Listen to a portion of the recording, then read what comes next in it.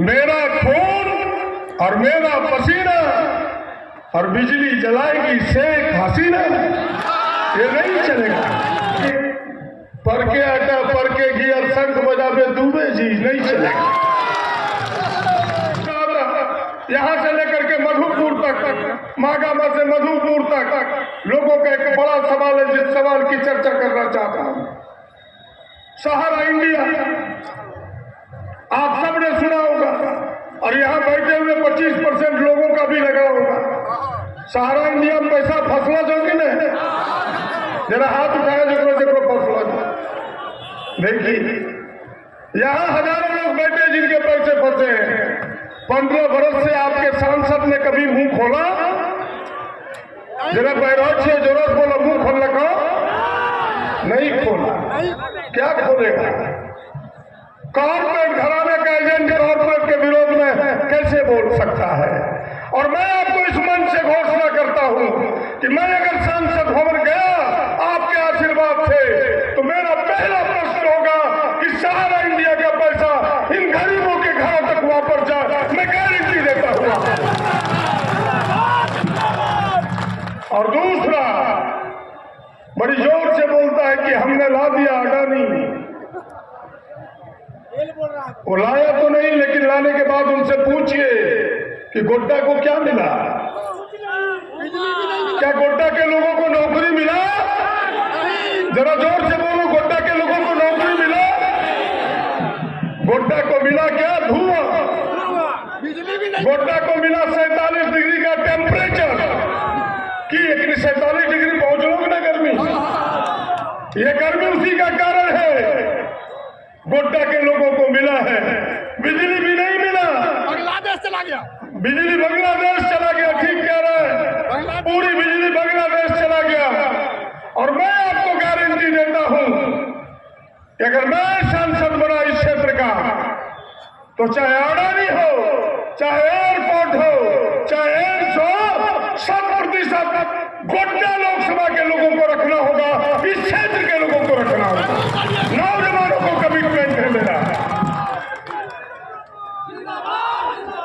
मेरा खून और मेरा पसीना और बिजली जलाएगी शेख हसीना, ये नहीं चलेगा, ये नहीं चलेगा। जैसे एक कहावत में कहा करता हूं, उसको दर्द नहीं होगा गोड्डा का, क्योंकि वो तो गोड्डा में पैदा नहीं हुआ, गोड्डा की मिट्टी में वो पला नहीं, बढ़ा नहीं, केवल वोट लिया है, एमपी बना है। उसे गोड्डा का दर्द कैसे होगा? गोड्डा से देवघर तक उसकी कुछ है नहीं। एक लोटा लेकर दिल्ली भागा था, हजारपति बन चुका है। ऐसे लोगों को गोड्डा का दर्द कैसे होगा? झारखंडी को ही झारखंड का दर्द होगा। अब नहीं चलेगा भाई, पर के आटा पर के गियर शंख बजावे दूबे जी, नहीं चलेगा। ये चलने वाला नहीं है। अब गोड्डा का आटा, गोड्डा का घी और शंख बजाएगा गोड्डा का लोग, कोई दूसरा नहीं बजाएगा। इतनी ही बात कहने के लिए आपसे खड़ा हुआ हूं। इस बार संकल्प लीजिए, हम आपके पक्ष में है, वातावरण आपके पक्ष में है। यहाँ के किसानों से कहना चाहता हूँ, यहाँ कृषि मंत्री बैठे हैं, हमारी सरकार किसानों का दर्द है। 2 बार आपके कृषि लोन की माफी दी है इस सरकार ने, एक बार 50,000, एक बार 2 लाख। और राहुल जी ने कहा कि इंडिया गठबंधन की दिल्ली में सरकार बनी, इस बार तमाम किसानों की कर्जे की माफी होगा। इसलिए गोड्डा के भी किसानों ये बात सुनो और घर घर तक पहुंचा। इसलिए इंडिया गठबंधन आवश्यक है। नौजवानों 30 लाख लोगों को नौकरी की गारंटी है, 30 लाख लोगों को नौकरी की गारंटी है। 10 वर्षों से कभी आपको नौकरी मिली नहीं।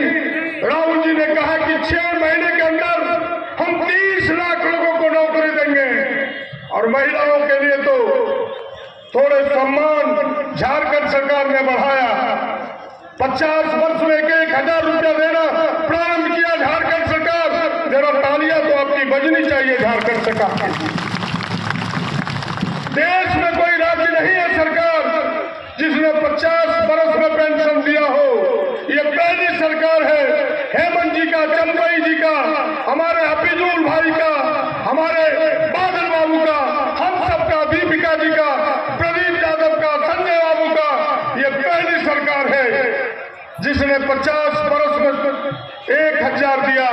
राहुल जी ने कहा कि भाजपा की इस महंगाई में 1000 कम पड़ेगा।